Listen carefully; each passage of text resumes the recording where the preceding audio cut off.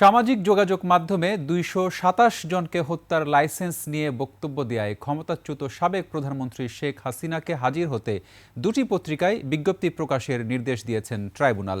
এদিকে ৫ আগস্ট রাজধানীর চানখারপুলে আনাস সহ ৬ জনকে হত্যার দায়ে ৮ জনের বিরুদ্ধে অভিযোগ আমলে নিয়েছেন ট্রাইব্যুনাল।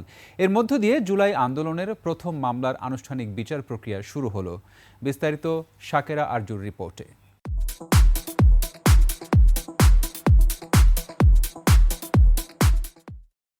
সামাজিক যোগাযোগ মাধ্যমে ছড়িয়ে পড়া ২২৭ জনকে হত্যার লাইসেন্স পেয়ে গেছি এমন একটি অডিও বক্তব্যের ফরেনসিক বিশ্লেষণে এটি সাবেক প্রধানমন্ত্রী শেখ হাসিনার কণ্ঠ বলে প্রমাণ পেয়েছে আন্তর্জাতিক অপরাধ ট্রাইব্যুনালের তদন্ত সংস্থা।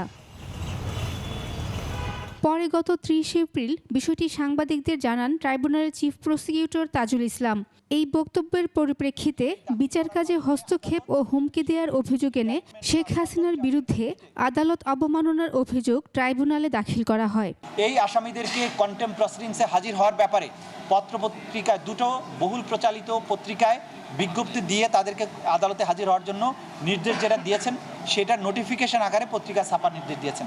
সেটাও আগামী ৩ তারিখে ফার্দার আদেশের জন্য আসবে এবং সেদিন যদি তারা হাজির না হন, তাদের আইনজীবীর মাধ্যমেও যদি জবাব না দেন, তাহলে আদালত এই ব্যাপারে পরবর্তী আদেশ প্রদান করবে।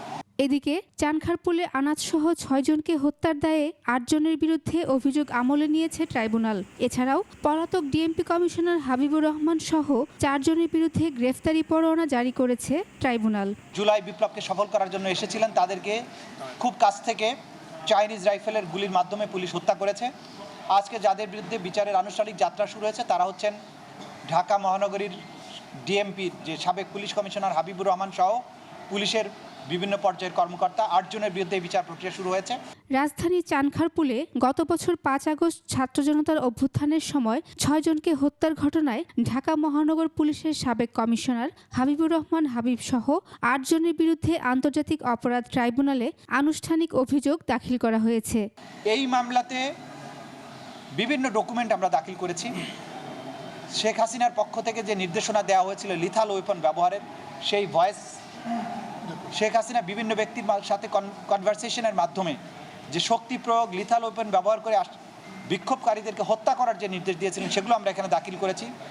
কিন্তু তাকে এই মামলাতে সরাসরি আসামি করা হয়নি, কারণ তার বিরুদ্ধে সেপারেটভাবে চার্জশিট দাখিল হয়েছে। গত ২০ এপ্রিল এই মামলায় ৮ জনকে অভিযুক্ত করে পূর্ণাঙ্গ প্রতিবেদন দাখিল করে তদন্ত সংস্থা।